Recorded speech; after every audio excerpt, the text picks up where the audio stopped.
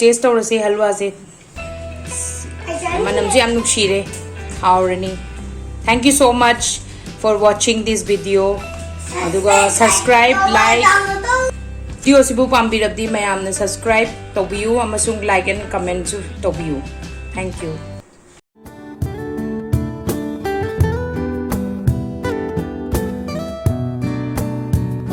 ngasi aina hawdori je suji halwa ni hahambada dugi damakta mayan je suji lawani ji lawre agi suji se hapeti malasi kagino do packet la pani na kake yaw su ko lo thona ba suji the to yaw to fresh to hapet maina dum khallaga mandukri wase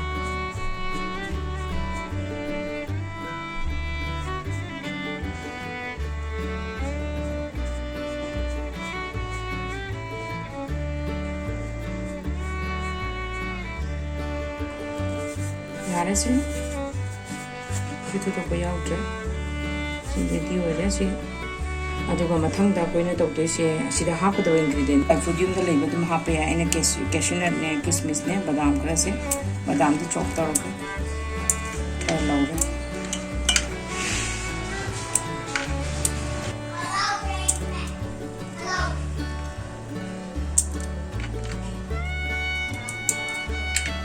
Aduga sigi ilaiji ani khak laure aduga ran sugaira hamna tejpata amaga laure sigi hapati rose lebne auna ba tawrasi mai thagale ji khang se salasi sida ina kon sida laure je ising khara mu laure ngasai gi halwa da hobo da ising hamna da hana asau boin ha ka tabane aduna salasi side by side hoji agi khang ju saramani sare khang ju sare जी आइने लो इसे चम्मच अनि मुट्ठी चांग लो इसे कने केशन से ताऊ बिनी से आइने लो इसे ली से चम्मच अनि का खाइ मोके हाम हम बताइ न तौदे से केशन कुंबा सि मयाम से लोइ न थोसे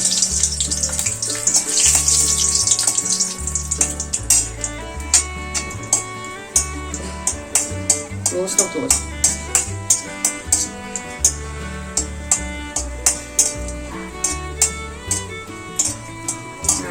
Cuma selesai sudah ya ada.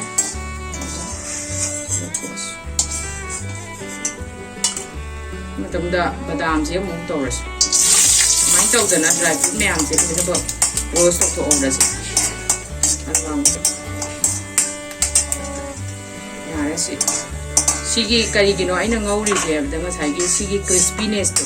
Roast tu boleh crispiness tu. Tu na flavor tu main hawal le. Kismis sih ngau kan dah pop. Aja chocolate.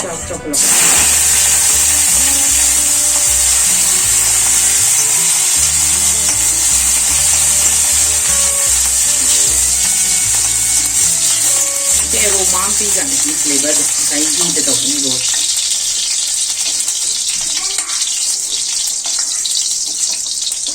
Ready हो रहा dry fruit ना हो जाती है हलवा हम लोग बताओ ये बतास ना ये बताओ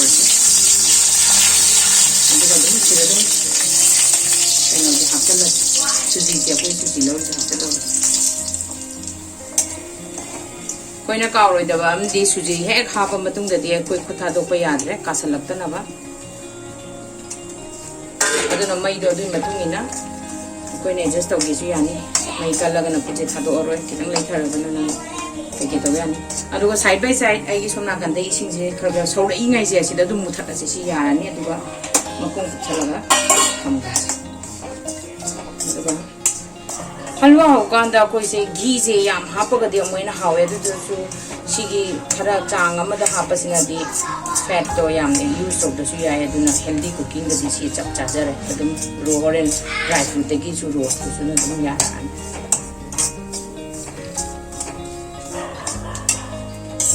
se ye halwa se machu gonja le sigi stage si da brown ko se le kasan da ko te to go da ko no to re sigi stage da mai hap chala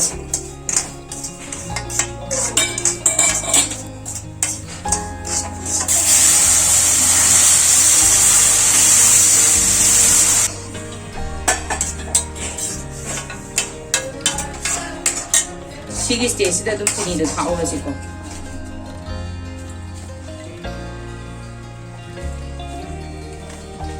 ꯑꯩꯈꯣꯏꯒꯤ ꯆꯥꯡ ꯃꯇꯨꯡ ꯏꯟꯅ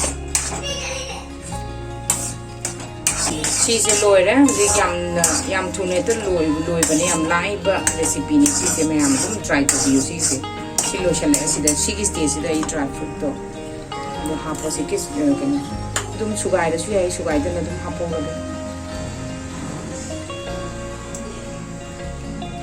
ꯑꯗꯨ ꯆꯥꯏꯁꯜꯂꯁꯤ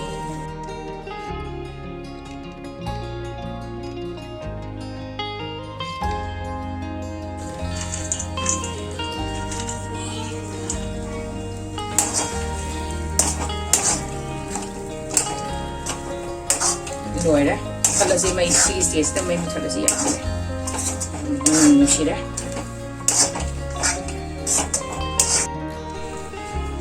ꯑꯩꯒꯤ ꯍꯜꯋꯥꯁꯦ ꯂꯣꯏꯔꯦ ꯃꯅꯝꯒ ꯅꯨꯡꯁꯤꯔꯦ ꯍꯥꯎꯔꯅꯤ ꯁꯔꯞ ꯇꯧꯔꯁꯤ ꯁꯥꯔꯤꯉꯩ ꯆꯥꯅꯕ ꯑꯗꯨꯅ ꯐꯔꯦ